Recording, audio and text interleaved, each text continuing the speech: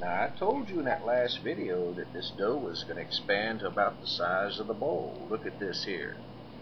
Oh boy, it's all puffy, kind of like a balloon.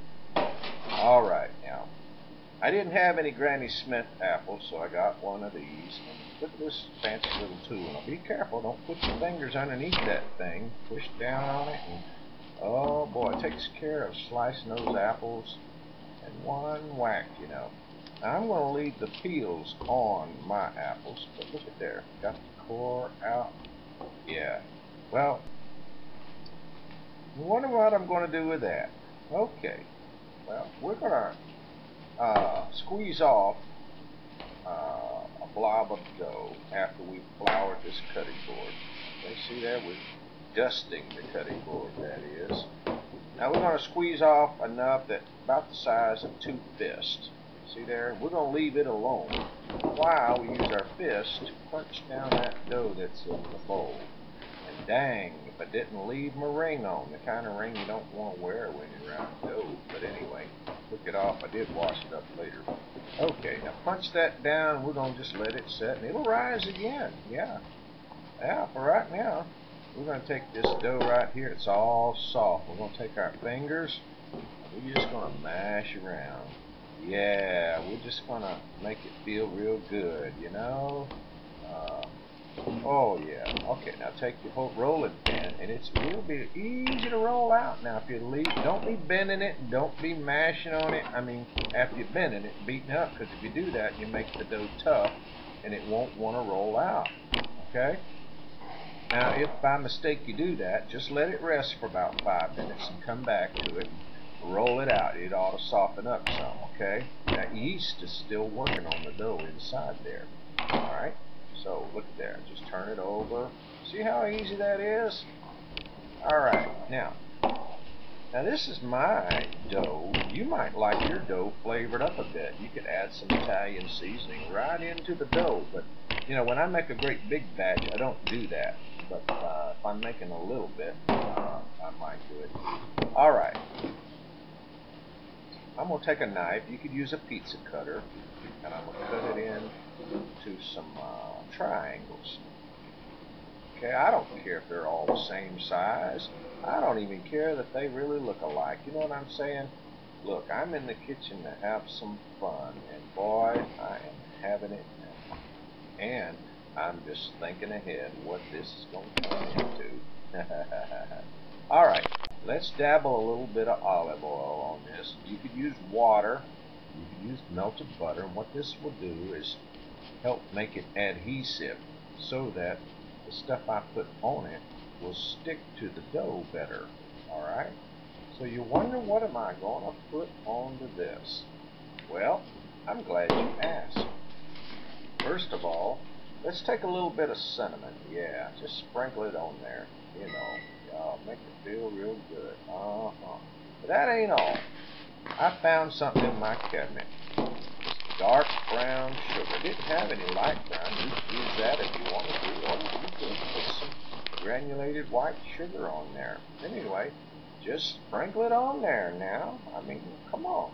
Oh, you can rest assured that my hands are clean.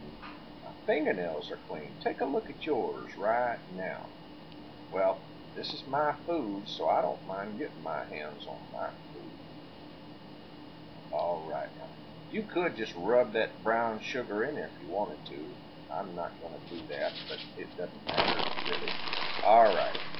Now, let's get back to those apples we sliced up. You ever heard of pigs in the blanket? Well, you get the idea. Start at the big end of the triangle and roll that apple wedge right up in there. I guess you could use a pear wedge and maybe a firm peach web. Oh, yeah.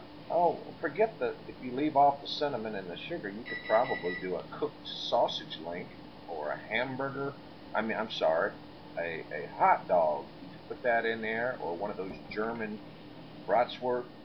Yeah. Okay, sausages, smoked sausages. You get the idea. Look at there. Don't those look so pretty? Now, all that sugar we got on the cutting board, we're not going to waste that. Not at my house. We're going to after we brush some olive oil on this baking dish, we're going to take that sugar right there and just sprinkle it all over the bottom of it. You'll see why at the end of this video. But I'll go ahead and tell you. Sprinkle it right on in. Now you could add a little white sugar in there or put some more brown sugar. You can put some pecans on top of that if you want to. Yeah. Well, maybe I won't tell you why. I'll let you wait and see at the end of the video what's going on. Look at there. All right. Now let's get each one of those little, let's just call them apples in a blanket. I don't care what you call it, you know. One thing about making food from scratch, you know what's in it. You don't really care what you call it, you know. I could call it Big Bear Ron's Apple Treats for all that matter. Alright, you know, chicken and rice, no matter what you call it, is chicken and rice. Alright, now we let them set for about an hour in that baking dish, and look what that dough did. It puffed up. See there? Now, after we dabble some olive oil on the outside to keep it moist, we're going to pop these things in the oven.